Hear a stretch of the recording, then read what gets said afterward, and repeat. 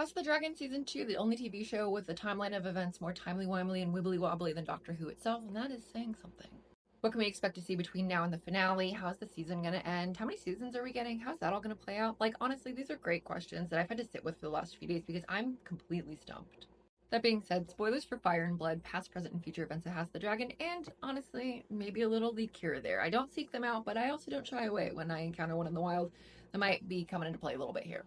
So allegedly, we can expect to see Rhaenyra take King's Landing at the end of season 2, which I hope you would agree with me when I say feels a little unearned. I fully understand the writers not wanting to finish season 2 the same way they finished season 1, and that is with the loss of one of Rhaenyra's children, with Jace at the gullet. But then immediately after that consideration, I have to ask myself, do the writers not remember having Rhaenys explicitly name drop the gullet at the end of season 1? Like, what is that if not feed for the book readers, right?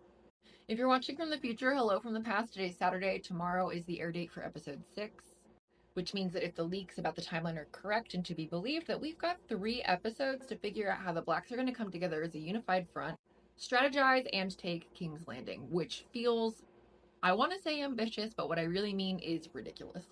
Your whole marketing strategy is going to center around all must choose, which in the context of imperialism is insane. But besides that, you're going to pick a clear favorite and still commit to having key players for that side do absolutely nothing up until halfway through the season at least. Girl, I'm not feeling good. So what I've read a little bit of online states that, of course, in addition to not wanting to have seasons 1 and 2 end the exact same way, the writers know that Jace, specifically Harry Collette, is a fan favorite and they want to keep him around for a little bit longer, which I agree. He's doing a great job. I love what he brings to the role. But if that's the case, then why on earth did we cut his trip to the north, like, completely? And why did we cut his trip to the Vale? It just makes no damn sense. So my completely unsolicited opinion moving forward is that we should expect to see Rhaenyra take King's Landing as the season finale.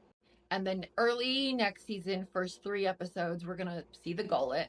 I hope they give Jace a lot more to do between now and then. And I honestly think they're gonna switch it up on us a little bit. I would say that we're probably gonna see Rhaenyra and Sunfire midway to 3/4 of the way through the season. And I suspect we're gonna end season 2 with the God's Eye. Which, if you're still watching, thank you, and I'm sorry I did hear that gasp through the phone, I know. My reasoning is that they have spent so much time following Daemon doing nothing at Harrenhal, but drawing distinct parallels between him and Aemond. I think they're setting that up to be the spectacle. Obviously, it's a huge deal. I know it's the thing that I'm waiting for and that other book readers are waiting for. We want the battle above the God's Eye. So I think to a degree that keeping Daemon at Harrenhal for this long doing absolutely nothing is their way of massaging an emotional investment, specifically within the context of his beef with Aemond. Because think about it, there's been nothing but like parallel characterization between Aemond and Daemon for the last few episodes. Mommy Munchbox time was happening at the exact same time as that whole bit of Rook's Rest business, and I think that was deliberate. As for where it ends, like as a whole, I have legitimately no idea. If you haven't read the books and you're still watching, hello, thank you. But also, I want to know, honest to God, if you have not read the books, can you tell me the name of Rhaenyra's 2 youngest children with Daemon? And I'm not saying that as like a shady book reader gatekeepy thing. I legitimately think that the showrunners are blitzing past important characterizations to set up spectacle, which feels very Dave and Danny, Dave and Davy. I don't know, dumb and dumbass. That's just what I call them. So for as much as I want to say that I think it's likely to end with the marriage of Jaehaera, open on a tragedy, close on a tragedy, I don't know. Like legitimately my whole job as a 9 to 5 is storytelling.